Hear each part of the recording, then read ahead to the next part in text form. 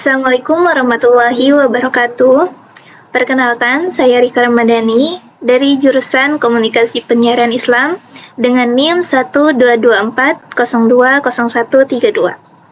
Nah, di sini saya akan menjelaskan program analisis di podcast Spotify yang dimana saya menganalisis dua program, yaitu program podcast di Spotify Kita dan Waktu dan Capek Ya.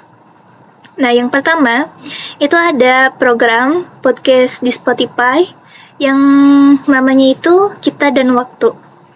Nah, di mana jenis program ini ada di Spotify. Nah, untuk deskripsi programnya, yaitu podcast Kita dan Waktu ini adalah siniar podcast yang berbasis cerita solo yang dibawakan oleh Bagas Ali Prasetyo atau yang dikenal dengan nama akun media sosial Hello Bagas.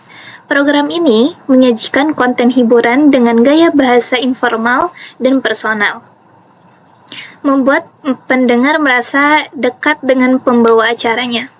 Kemudian tagline dari podcast ini yaitu di sini semua tersimpan abadi via suara, tentang kisah kita dan waktu yang berperan mendewasakan.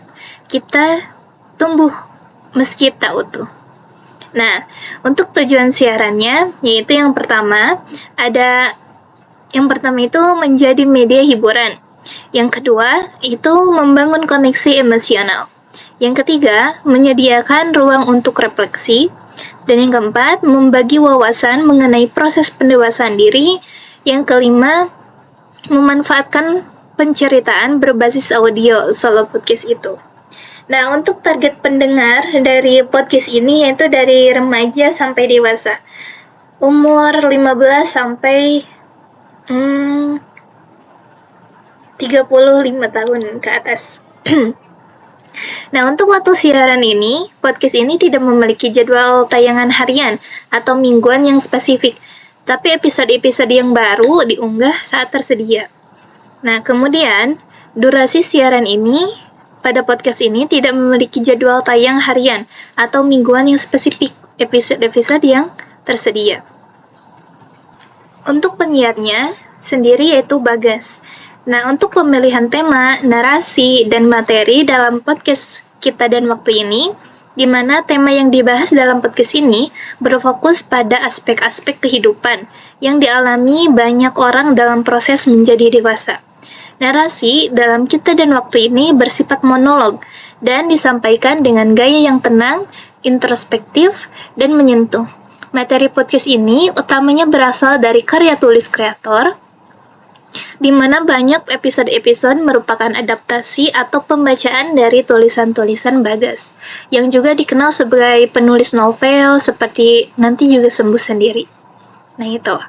Kemudian pengalaman hidup, materi bersumber dari pengalaman pribadi atau pengamatan tentang kehidupan sehari-hari yang relevan tentunya dengan pendengar, menciptakan koneksi emosional.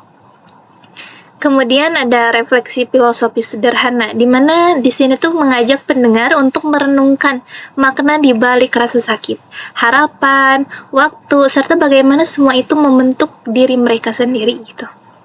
Nah, kemudian ada alasan program ini berhasil atau tidak berhasilnya.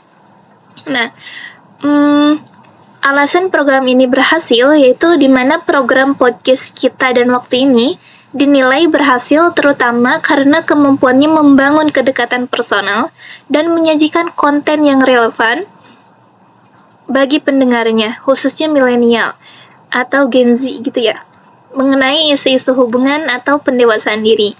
Nah, beberapa yang spesifik dari program ini tuh yaitu di mana konten yang relevan dan personal, di mana podcast ini berfokus pada masalah hubungan, asmara, dan proses pendewasaan, yang merupakan topik yang sangat dekat dan relate dengan pengalaman banyak orang. Di mana gaya komunikasi yang personal dari pembawa acara, Bagas ini menciptakan kayak ikatan emosional dan kepercayaan dengan pendengar, membuat mereka tuh merasa didengar dan dipahami gitu. Nah, kemudian penyampaian yang syahdu. Nah, konten ini disampaikan dengan alunan nada atau musik atau latar belakang gitu. Latar belakang yang syahdu menambahkan suasana emosional yang membuat pesan yang disampaikan lebih menyentuh hati pendengar.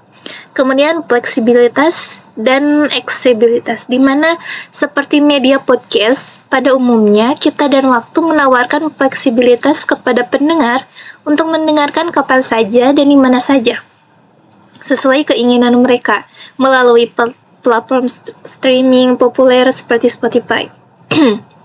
Kemudian membangun komunitas loyal dengan menyajikan topik yang beronansi kuat. Podcast ini berhasil membina komunitas pendengar yang loyal dan aktif. Kemudian topik yang mendalam, di mana selain isu asmara, podcast ini juga kayak membahas kekhawatiran dan keresahan lain seperti body shaming dan ketidakpercayaan diri gitu, yang memungkinkan pendengar menambah wawasan sekaligus merasa terwakili. Kemudian jadi secara keseluruhan itu dalam podcast kita dan waktu ini terletak pada kemampuannya menyajikan konten hiburan yang dikemas secara menarik dengan nuansa yang santai, namun tetap memberikan wawasan dan koneksi emosional yang mendalam bagi audiens dan audiens targetnya gitu.